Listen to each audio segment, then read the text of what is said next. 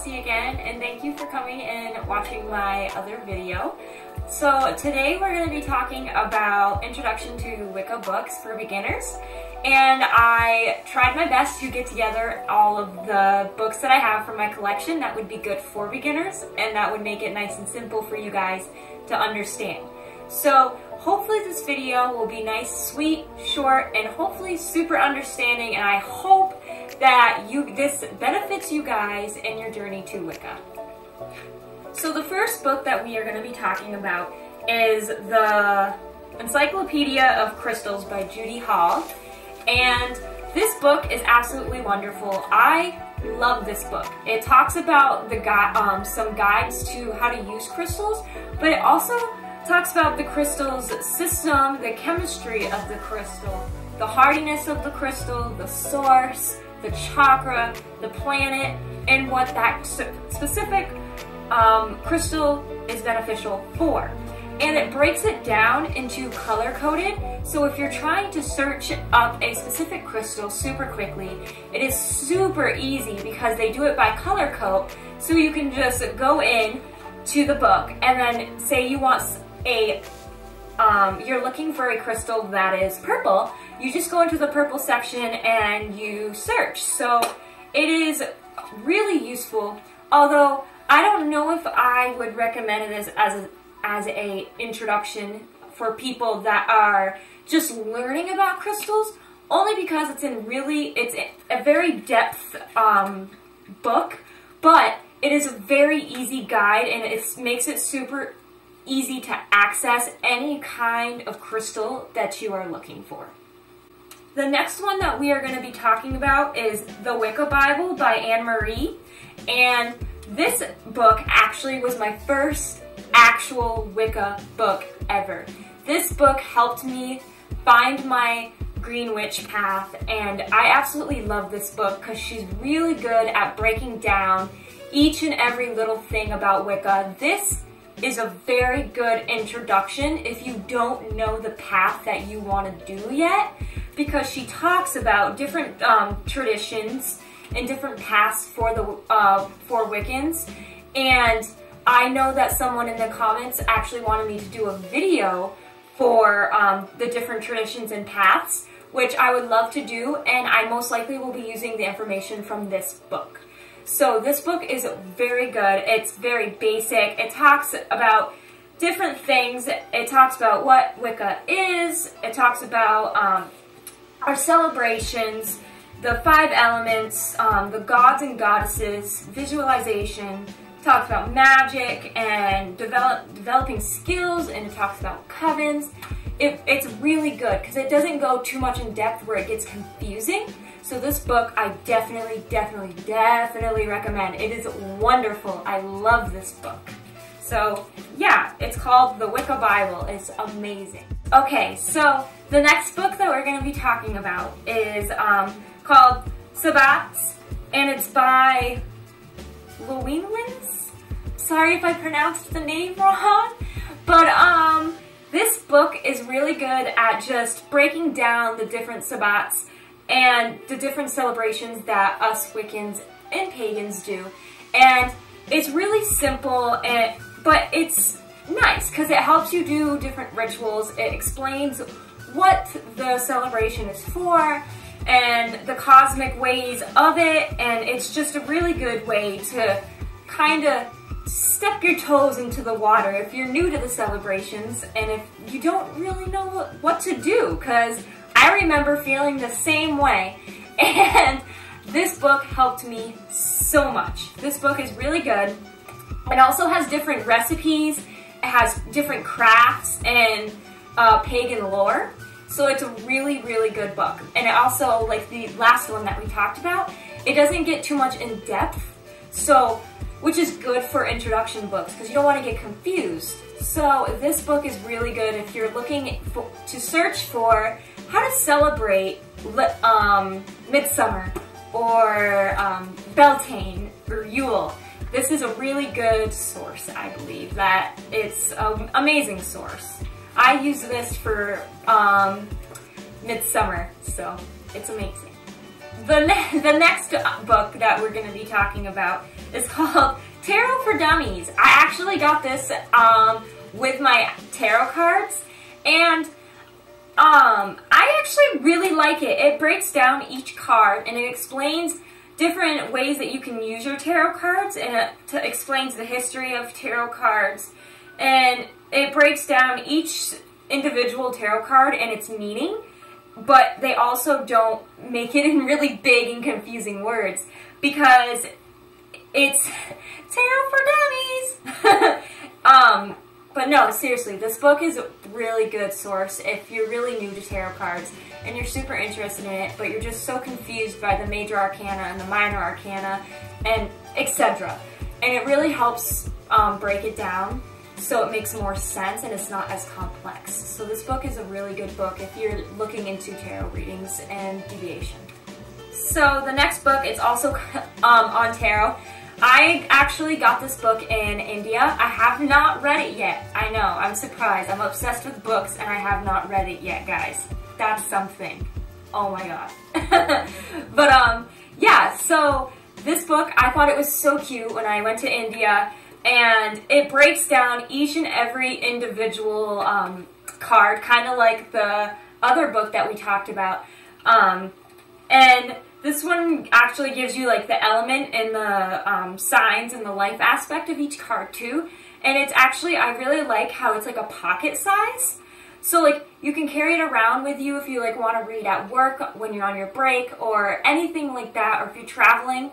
And it's not too heavy, it's really light, and I just thought it was so cute, and I'm so excited. Like I said, I got this in India, so I'm sure you can find it online somewhere, but I think it would be really good if you want easy access and just a really simple basics of each. Okay, so our next book that we're going to be talking about is the Encyclopedia of Magical Herbs by Scott Cunningham. And I absolutely love this book because it really does a wonderful job by breaking down each herb, but it also talks about like the gender of the herb, and it talks about the planet, the element, the powers. It talks about different ritual uses, and it also talks about magical uses. But it has a lot of information in this book. But what's so wonderful about it is that it's not complex whatsoever. It's so straightforward, and each herb only has maybe not even a page, maybe half a page with a description. So I feel like this is a really, really good book for beginners that are really interested in herbs and herb magic. And I really like this book. I do recommend this book, like I said, if you're into that type of magic or that type of anything with herbs. This is an amazing book. You can use this book, you can search for like different types of herbs, and if you're trying to do a specific spell for like protection, for instance, you can like look up herbs that are like for protection, and it's just so oh my gosh, I love Scott Cunningham anyway, but this is an awesome book. Seriously guys, this is awesome. But yes, I definitely recommend this book, and it's so good.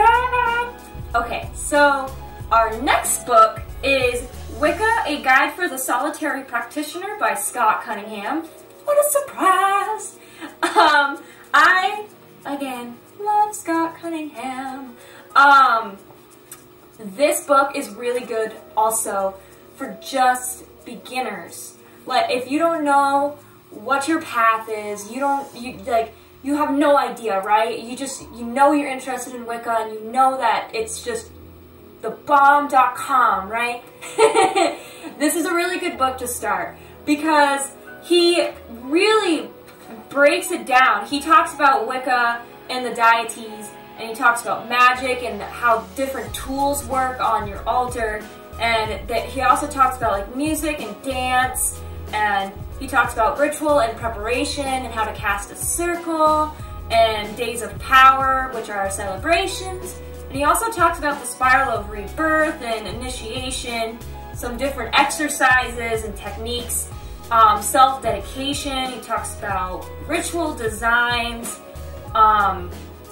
He talks about different recipes. He does symbols and signs in this book. He talks about rune magic and spells and magic.